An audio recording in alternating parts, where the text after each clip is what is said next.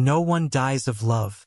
When I first heard this phrase, it sounded harsh and insensitive, but over time, I realized it holds a deep truth. As much as a breakup or losing someone we love causes nearly unbearable pain, love itself doesn't destroy us. I want to share what I've lived and learned about this topic, exploring how we overcome pain and rebuild our lives. When my relationship ended, it felt like the ground had disappeared beneath me. It was hard to eat, sleep, or even focus on daily tasks. The sadness felt endless. I know many people go through this, that sense of emptiness and despair, as if we'll never feel joy again. But believe me, the pain fades. Over time, I noticed my mind and body beginning to adjust. Therapy helped me a lot, as did talking to friends who understood what I was going through. I discovered that we have an incredible ability to heal, even when everything feels lost. That phrase, "no one dies of love," started to make sense. As difficult as it is, healing always comes.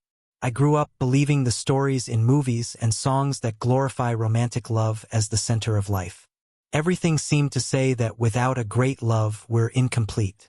When my relationship ended, I felt like I had failed, like my life had lost its purpose. But I realized that was a myth.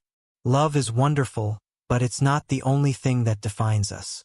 I found new interests, reconnected with friends and family, and discovered joy in simple things, like walking in the park or learning something new.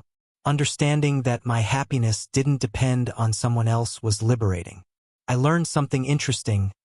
Love affects our brains much like a drug.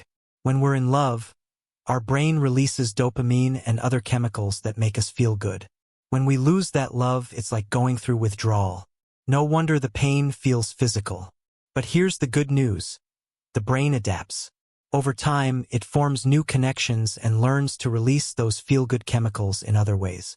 That's what happened to me. Gradually, I started to find joy in simple things and discovered new reasons to smile. Time, along with positive actions, is a great ally in healing. I remember hearing stories from friends who turned their pain into something positive. One friend, for example, started painting after a tough breakup and discovered a talent she'd never explored. Another decided to travel and came back full of new experiences and friendships. My own experience showed me that pain can be a starting point. I began practicing yoga, and it not only helped me physically but also brought peace to my mind. The end of a relationship was painful, but it also gave me the chance to rediscover myself and grow. If you're going through this, here are some things that worked for me. Talk to people you trust. Sharing how you feel helps a lot.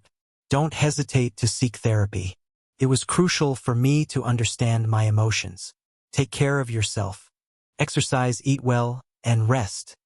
It all makes a difference. Try something new.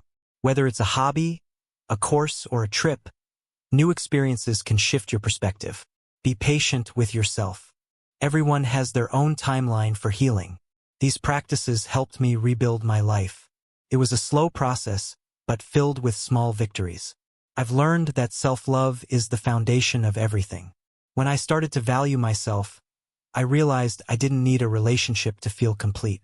That doesn't mean I don't want to love again, but now I know my worth doesn't depend on it. Today, I understand that no one dies of love doesn't mean love or pain doesn't matter. It means we're stronger than we think.